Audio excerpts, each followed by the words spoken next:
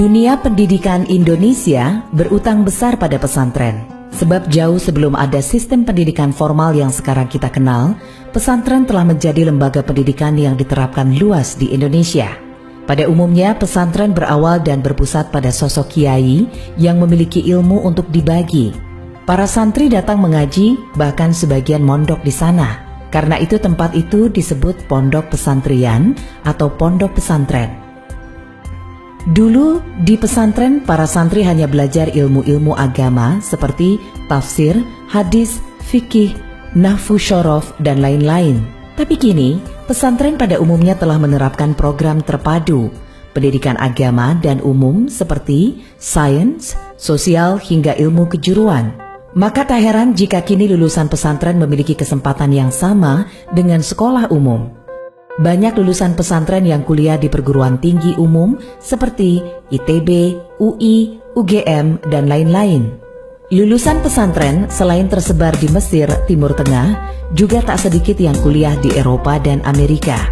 Alumni pesantren bukan hanya jadi dai dan ulama, tak sedikit yang menjadi pengusaha, pejabat, bahkan presiden.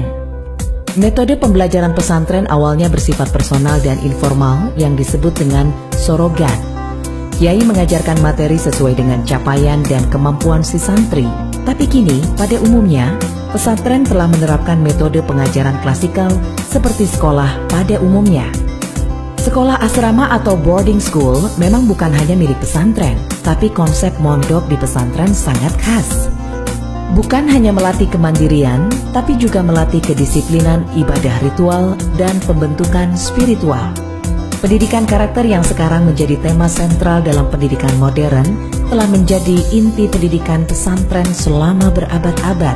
Adab sebelum ilmu, character before knowledge adalah prinsip pendidikan pesantren. Bukan hal yang aneh jika seorang santri harus berkhidmat kepada kiai selama bertahun-tahun tanpa diajarkan satu kitab pun. Kiai bertujuan membentuk adab sang santri sampai betul-betul siap menerima ilmu. Karena tujuan pendidikan bukan hanya taklim, pengajaran, tapi juga takdib, pembentukan karakter. Jika sekolah modern kini tengah ramai-ramai back to nature dengan konsep sekolah alam, maka pesantren sejak dulu telah bersatu dengan alam. Pesantren bukan tempat yang terisolasi dari alam sekitar. Masjid, asrama, sawah, dan kebun selalu menjadi kesatuan yang tak terpisahkan membentuk lingkungan pesantren.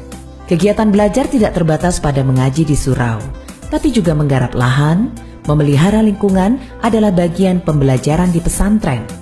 Di tengah komersialisasi pendidikan yang menempatkan sekolah sebagai wilayah elit yang tak peka sosial, pesantren menunjukkan sebaliknya.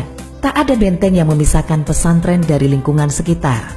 Pesantren selalu menjadi bagian dari masyarakat, aktif dalam pemberdayaan ekonomi dan melestarikan budaya lokal. Santri-santri disebar ke masyarakat bukan hanya untuk berceramah, tapi juga untuk mengabdi.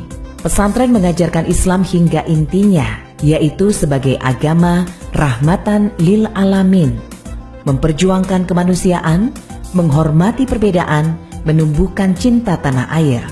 Sejarah membuktikan para kiai dan santri berada di barisan depan membela republik ini bersama semua elemen bangsa tanpa melihat perbedaan. Perbedaan dipandang sebagai rahmat, bukan laknat. Karena itu, intoleransi, takfirisme, radikalisme tak mendapat tempat dalam tradisi pesantren. Pesantren bukan hanya sebuah lembaga pendidikan, tapi juga tempat merawat kekayaan budaya bangsa.